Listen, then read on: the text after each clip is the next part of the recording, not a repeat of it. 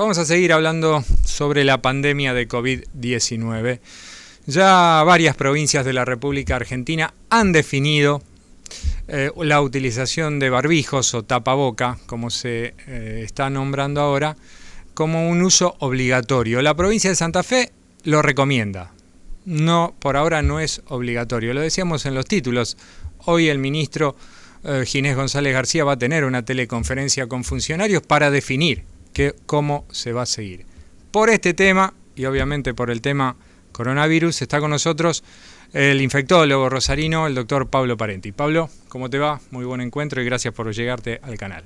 Gracias a ustedes por la invitación. Bueno, ¿barbijo sí o barbijo no? Bueno, el tema de barbijos es un complemento más en las estrategias preventivas. Cada herramienta que se está utilizando para la prevención por sí sola no alcanza, sirve integrada con las otras medidas. Se tomaron una serie de medidas preventivas en forma drástica y temprana que hasta ahora nos están dando resultados esperados y la idea es ir complementándola con nuevas medidas. Y por eso se van haciendo gradualmente. Hay algunos datos que son interesantes a favor del uso de barbijo. Este es un virus del cual lo estamos conociendo porque es un nuevo coronavirus y que tiene algunas características. Una, que tiene un alto nivel de concentración viral en la garganta. La otra es que tiene la capacidad de persistir más tiempo en el aire y también en las superficies. Por eso el aislamiento y la higiene de superficies. Entonces el uso de barbijo puede ser un buen complemento para la prevención. De hecho, se ha visto que los países que tradicionalmente lo usan en forma universal han tenido menos casos y una curva más gradual que los países que no lo usamos. Y entonces esa es una de las herramientas más de preventiva. El temor estaba en que el uso de barbijo no reemplaza las otras medidas. Claro. Entonces que la gente sienta una falsa seguridad por usar el barbijo. Ya está, la gente uso el barbijo y ya está. Ya es la medida de prevención 100%, y no es así. Entonces la idea es la siguiente. El barbijo es una herramienta eficaz si complementa las demás medidas que estamos llevando a cabo. No reemplaza a las medidas anteriores. Esas medidas anteriores a las que te haces referencia es seguir limpiando todo con alcohol, utilizar el alcohol en gel, lavarse mucho las manos. Son esas y otras más. Exactamente. Nosotros estamos obligados como ciudadanos a un aislamiento, no solo para protección individual, sino para protección social. Y ese aislamiento nos hizo adaptar a una realidad totalmente distinta. Cosas fundamentales, disminuir las actividades a lo mínimo indispensable. Se ha comparado, en 3 meses esta pandemia cambió el mundo. Lo comparan con guerras, lo comparan con situaciones que ninguno de la mayoría de los seres vivientes no hemos pasado. Entonces, las medidas son aislamiento social, lavado frecuente de las manos con agua y jabón. Las medidas de higiene son simples, son las tradicionales, simplemente que las tenemos que incrementar en frecuencia y en uso. El lavado con agua y jabón y el lavado más frecuente de las superficies, sobre todo cada vez que tenemos contacto. ¿Cómo ven desde la Sociedad de Infectología las medidas que se vienen tomando desde el Gobierno Nacional? Digo, avanzar con la cuarentena es una decisión más que importante, sobre todo ante la situación de crisis. Muchos sectores de la economía se quejan de esta situación, pero para evitar que la pandemia avance es la cuarentena.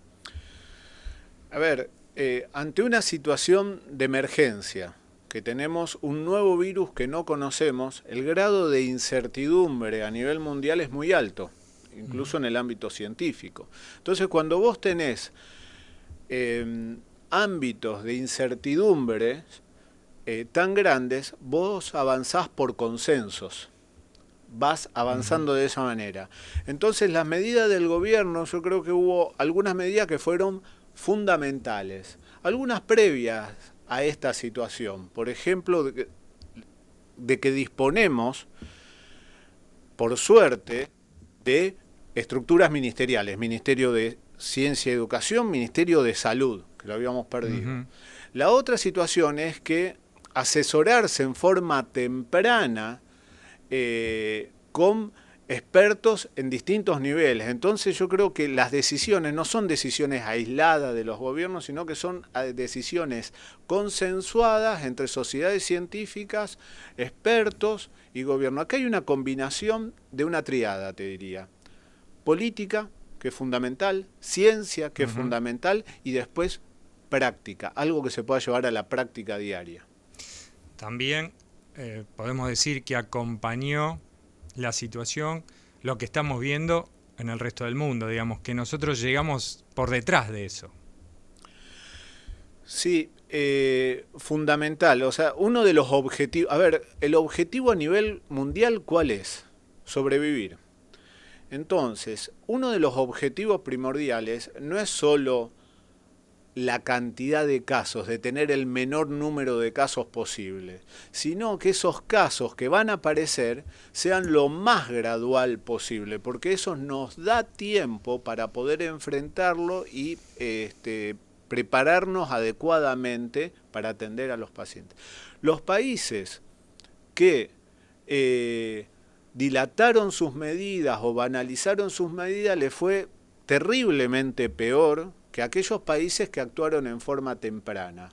Si yo pudiera poner una metáfora, todas las ciudades que vivimos a la vera del río, en nuestro caso el Paraná, sabemos de historia de inundaciones. No tiene sentido poner las defensas después de la inundación o los diques aliviadores después de la inundación. Todas esas medidas se toman previamente si queremos obtener resultados.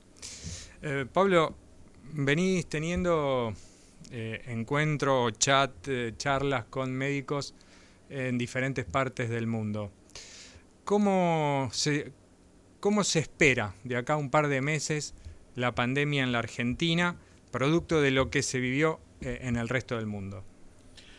Bueno, nosotros ya la primera semana de marzo, a través de una conferencia que estaba prevista en Boston y que la pasamos a hacer virtual, tuvimos las primeras...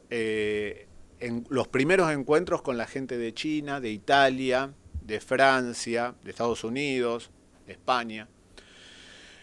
Lo que se vio hasta ahora es, en 3 meses se diseminó como nunca visto el virus. Comenzó en China, que ya lo tiene controlado. Se diseminó muy fuertemente en Italia, España, Francia, no tanto en Alemania, y en Estados Unidos. Entonces, lo que sabemos es que van a venir nuevos casos.